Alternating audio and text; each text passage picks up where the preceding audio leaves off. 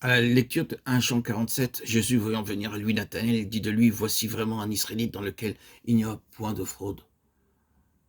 Dans Nathanaël, nous voyons un Israélite dans lequel il n'y a pas de fraude, un homme pur, dans une recherche juste. Le Seigneur dit à un homme comme celui-là, tu verras désormais le ciel ouvert et les anges de Dieu monter et descendre au-dessus du Fils de l'homme. Êtes-vous à la recherche du royaume des cieux? Vous verrez désormais le ciel ouvert. Voulez-vous y entrer? Vous aurez besoin d'une échelle, d'un chemin, d'un moyen, d'un véhicule.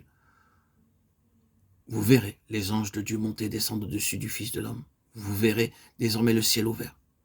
Une telle déclaration implique que les cieux étaient fermés.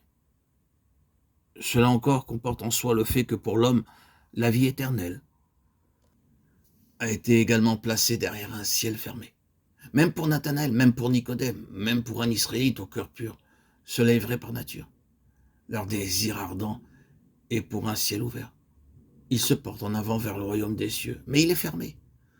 Nous savons très bien que pour chacun de nous, par nature, le ciel est un domaine fermé. Mais un ciel fermé n'est pas la pensée de Dieu pour nous.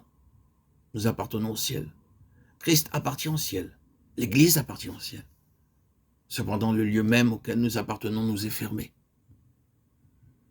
Le lieu avec lequel nous sommes liés dans les conseils et le dessein éternel de Dieu nous est fermé par nature.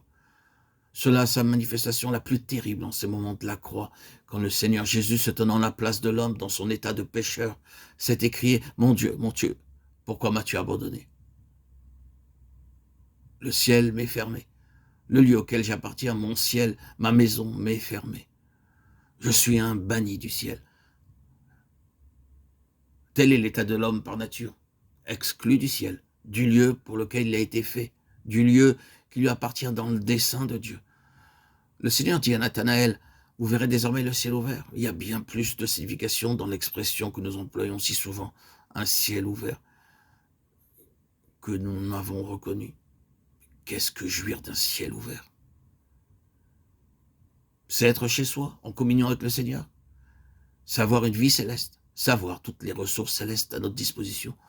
Tout ce que le ciel signifie nous est ouvert. Nous sommes entrés dans ce pourquoi Dieu nous a amenés à l'existence, dans ce qu'il nous a destiné de toute éternité. C'est cela, un ciel ouvert. Vous verrez désormais le ciel ouvert. Alors, la recherche du cœur est satisfaite. La promesse réalisée, le principe du ciel ouvert ou de la vie céleste est ce qui s'appelle la vie éternelle en Christ. Christ est l'homme céleste, entrant dans le temps.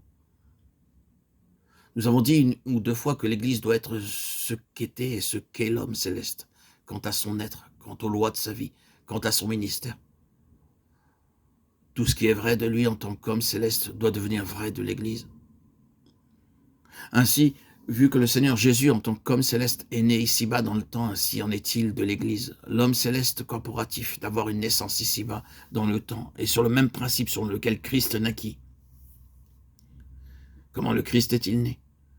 Vous réaliserez que nous laissons la question de la divinité de côté. Nous ne touchons pas du tout à ce côté-là, dans le sens selon lequel Christ était Dieu incarné, Emmanuel, Dieu avec nous, Dieu manifesté en chair. Ceci n'est pas vrai de nous-mêmes, membres de l'Église.